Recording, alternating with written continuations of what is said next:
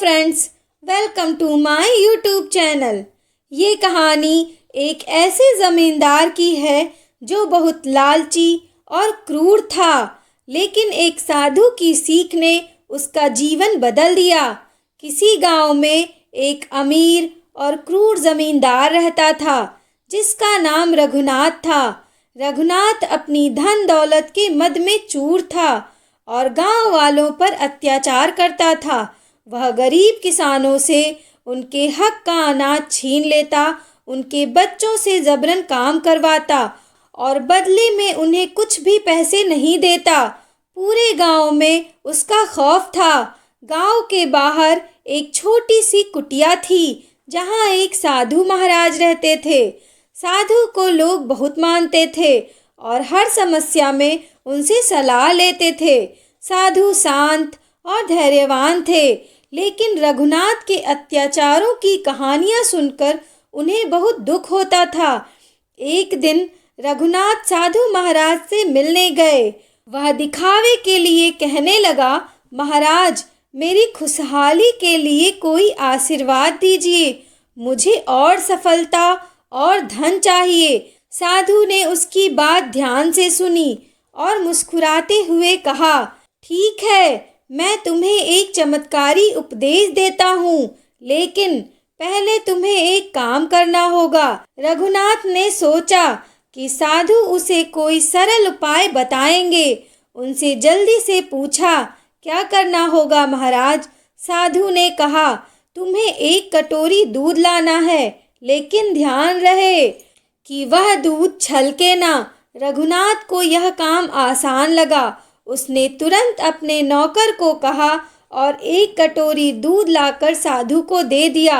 लेकिन साधु ने कटोरी वापस करते हुए कहा, यह काम तुम्हें खुद करना होगा, और हाँ, जब तुम यह दूध लाओगे तो तुम्हें गांव के हर घर के चारों ओर चक्कर लगाना होगा। रघुनाथ को यह अजीब लगा, लेकिन उसने सोचा कि साधु की बात मानने में ही भलाई है। वह कटोरी वाला दूध लेकर गांव में चल पड़ा। गांव में घूमते हुए उसे हर घर के सामने रुकना पड़ा। उसने देखा कि गरीब किसान थक हार कर अपने काम में जुटे हैं। कई घरों में बच्चे भूखे बैठे थे। कुछ जगहों पर औरतें रो रही थीं, क्योंकि उनके पति रघुनाथ के कर्ज के बोझ तले दबे थे। जब वह गांव के चक्कर लगाकर वापस आया तो उसके मन में हलचल हो रही थी। उसने महसूस किया कि जिन लोगों पर वह अत्याचार करता है वे कितने कष्ट में जी रहे हैं। साधु ने मुस्कुराते हुए पूछा, क्या दूध छलका? रघुनाथ ने कटोरी को देखा और कहा, नहीं महाराज, मैंने बहुत सावधानी से इसे संभाला है, लेकिन एक सवाल है, गांव वाले इतने दुखी क्यों हैं? मैंने देखा कि वे बेहद परेशान हैं। क्या उनके दुखों का कारण मैं हूँ? साधु ने गंभीर स्वर में कहा, जिस तरह तुमने कटोरी का ध्यान रखते हुए इसे छलकने नहीं दिया, उसी तरह तुम्हारा कर्तव्य है कि तुम अपने अधिकारों का सही उपयोग करो और दूसरों का जीवन बेहतर बनाओ।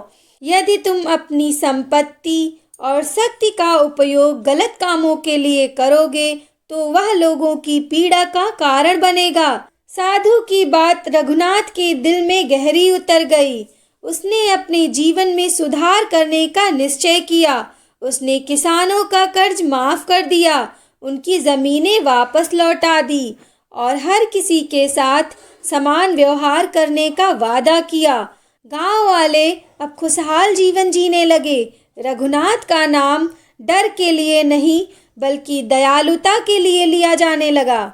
उसे सच्चा सुख और शांति तभी मिली जब उसने दूसरों के दुखों को समझा और उनका बोझ हल्का किया। शिक्षा, अत्याचार करने से कभी भी सच्चा सुख नहीं मिलता। दूसरों के जीवन में खुशियाँ लाने से ही मन को शांति प्राप्त होती है। दोस्तों, अगर आपको ये कहानी पसंद आई तो ऐसे ही और कहानियाँ सुनने के लिए मेरे चैनल को लाइक करिए, सब्सक्राइब करिए। Thank you for watching.